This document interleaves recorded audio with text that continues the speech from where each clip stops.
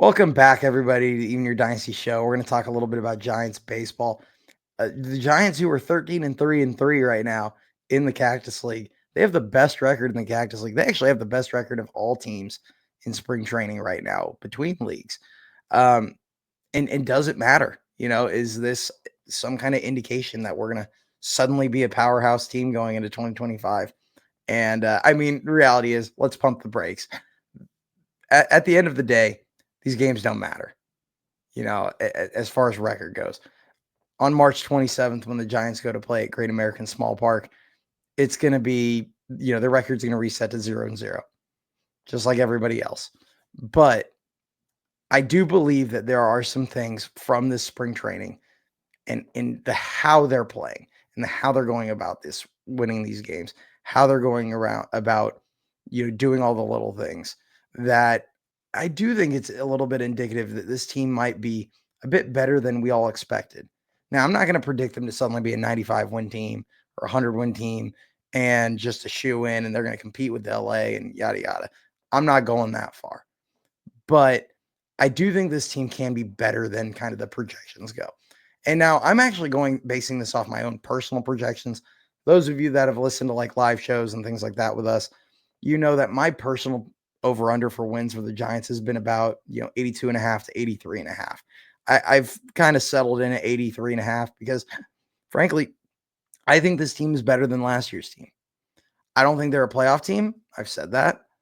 I don't think they're, this head and shoulders better team, but I do think they are a better team, both on talent, and I think they're going to be better as far as just doing the little things that actually win games at the end of the day. Because one of the things they did in 2024 was they were one of the worst situational baseball teams across the board. Situational hitting, terrible. Situational base running, terrible.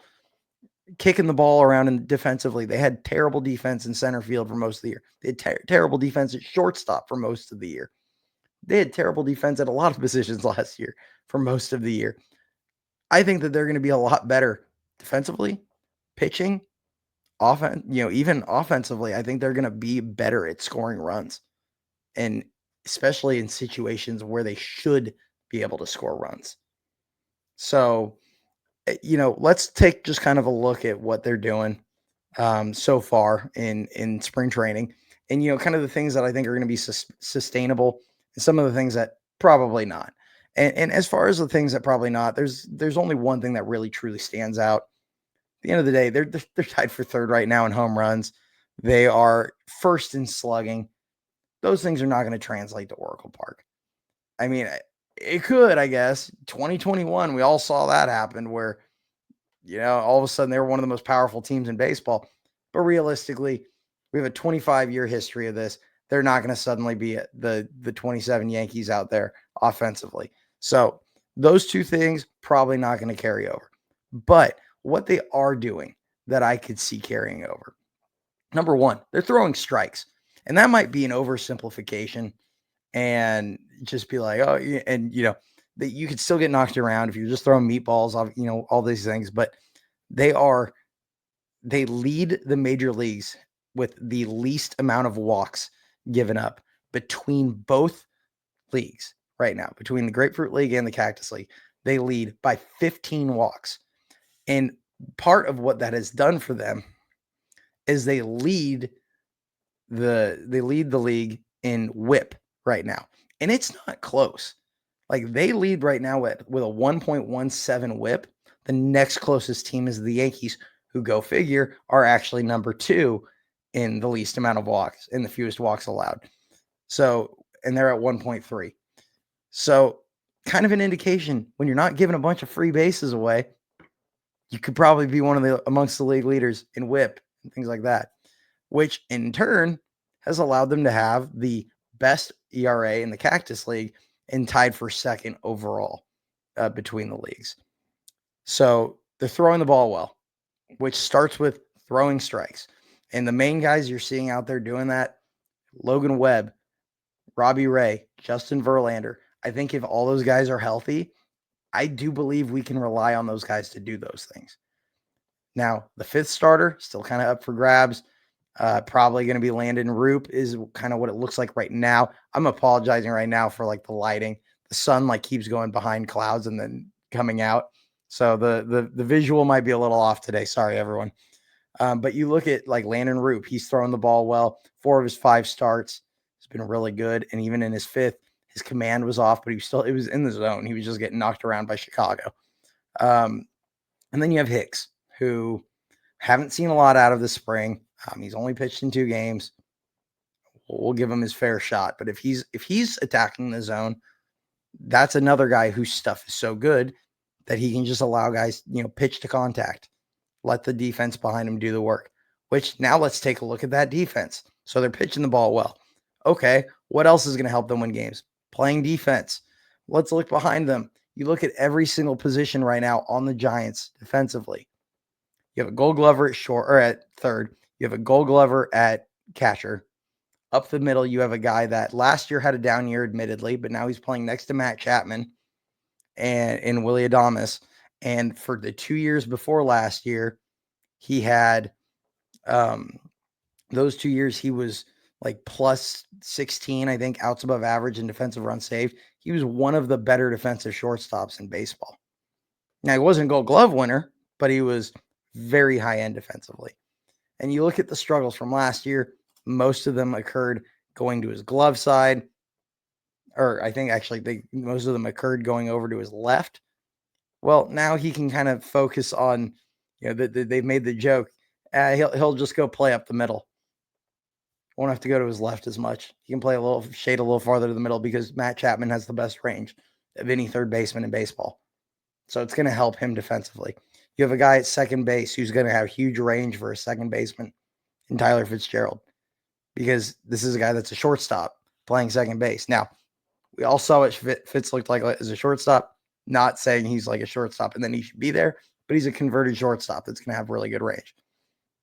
Over in the outfield, Ramos, shown he's really good in the corners. He's going to play left field. It's going to be the least important defensive spot or defensive outfield spot for the Giants, and he's going to be probably very high end in that spot. You have Mike Yastrzemski, who everybody likes to tell me is the best defensive right fielder in Oracle Park's history. He's still playing right field for right now. You have Jung-Hoo Lee, who's going to be in center field. That's a lot of range in center field between those 3 guys. The worst defensive position you have, you're just average at, and that's first base, which who cares?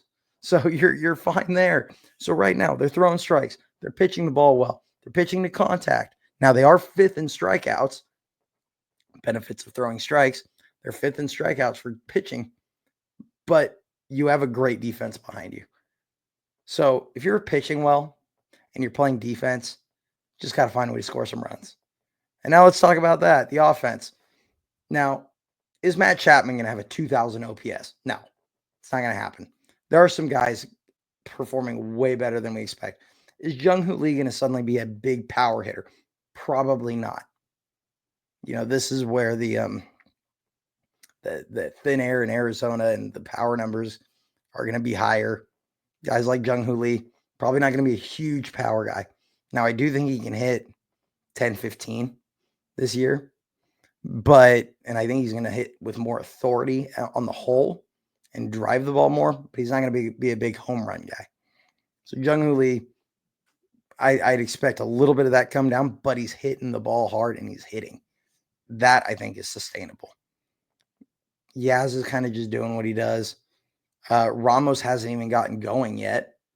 You have, Flores is kind of just doing his thing. Wade isn't really hitting, but he's getting on base. He's drawing walks. So you're looking at up and down the lineup, and Aaron Willy Adames is hitting the ball really well too. So you look up and down the lineup right now. And outside of Chapman, as far as the starters go, there's not really anything that's going to stand out in this ultra positive. Adames has good numbers. Jung-Hoo Lee has really solid numbers. And then Chapman's going just video game numbers right now. But other than those guys, no one else is standing out this super great numbers. And they're still scoring a good amount of runs, even when they have the starters in, because they have some pop up and down the order. Mike Yastrzemski is going to still run into a few throughout the year. Chapman is going to hit some homers. Ramos eventually will probably do it. Adames is going to hit some homers. You have a lot of guys that are going to hit for power in the lineup. But the most important thing, and this is the biggest thing I'm seeing right now, the team's putting the ball in play more. They're doing the little things. They're getting on base. They're putting it in play. Guys are running. You got Chapman stealing some bags. Ramos has talked about wanting to swipe some bags. We saw Adames steal a bag the other day. You're not going to see probably a lot of these other guys. You're not going to see steal bags, but we're seeing some guys go first to third. I mean, I saw Lamont Wade Jr. go first to third the other day. I wanted to buy a lotto ticket after that. You're seeing better base running, fundamental base running, moving runners over. And, go look at this, knocking them in from third when they're on third with less than 2 outs. They're doing the little things. The team's hitting with runners in scoring position. I think they have like the second best batting average with runners in scoring position, and second best OPS right now.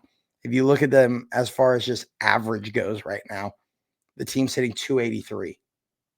Now, some of that is being carried from guys like Encarnacion got super hot. You have Luis Matos hitting about 350 in spring. I mean, Grant McCrae's hitting over 300 right now. There's a lot of guys hitting for super high averages. Is that going to carry over the regular season? Probably not. Realistically, it's probably not. But they're doing the little things. And all of this that I'm pointing out right now is just how you win games. Now, when the power subsides a little bit, are they going to win at an 800 clip? No, they're not going to win at an 800 clip. They're not going to win like this throughout the year. They're not going to win 120 games. That's not going to happen. But I look at this team and I go, okay, well, if they're going to play a cleaner brand of baseball, which last year I felt like if they were just decent situational hitting, even with all the problems with the defense and pitching and all that, if they were just an average situational hitting team, I felt like they would have won about 7 more games.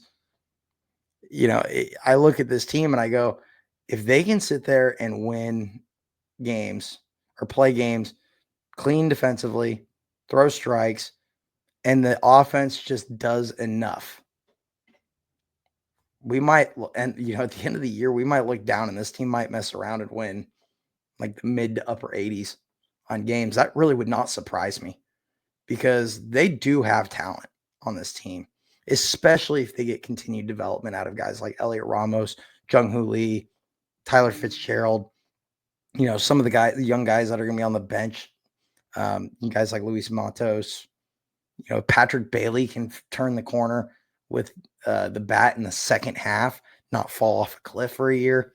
There's a lot of potential. And then you're adding guys like Adames in there. So I actually think the team, what I'm seeing in how they're playing baseball right now, it's very encouraging. I might reevaluate, and we're going to do our predictions here in the next. I mean, it might be the live show tomorrow. We'll see, but we're going to do our predictions as far as record predictions for the Giants. Like Dan and Ricky and I are each going to give our, where what we think they're going to finish, where in the division we think they're going to finish, and does it result in a playoff, a wild card berth or not, or anything like that? Because we're just going to assume the Dodgers are going to win the West. So we're gonna give our predictions, and I might have to reevaluate just kind of where I think they're going to finish as far as wins go, because I'm actually quite encouraged by what I'm seeing. I care about the record because they win a lot of games, like the one against Chicago the other day, where Sabine Ceballos, who's going to be in Double-A, hit a 3-run home run to flip the game. Like things like that are going to happen. But overall, pretty encouraged. So let me know what you guys all think. As always, if you do enjoy the content, please do like the video, subscribe to the channel. As we keep building the following, we're going to do some more giveaways. I think we're doing another one at 1750. The really fun one's going to be at 2000. We're going to give away the hoodie. A lot of you that have seen that hoodie on a couple of the recent shows, they're really comfortable, really nice. So we're going to give one of those away at 2000. So if you do, please do hit the subscribe button, share with your friends. We're going to keep getting a lot of content coming out. Hopefully, I'm feeling a lot better today. I'm hoping that I will for sure be back for the live show tomorrow. If my lungs aren't doing great, might not be, but Appreciate, like I said earlier, I appreciate the support everyone's given me for that. So go Giants, and let me know your guys' thoughts. See ya.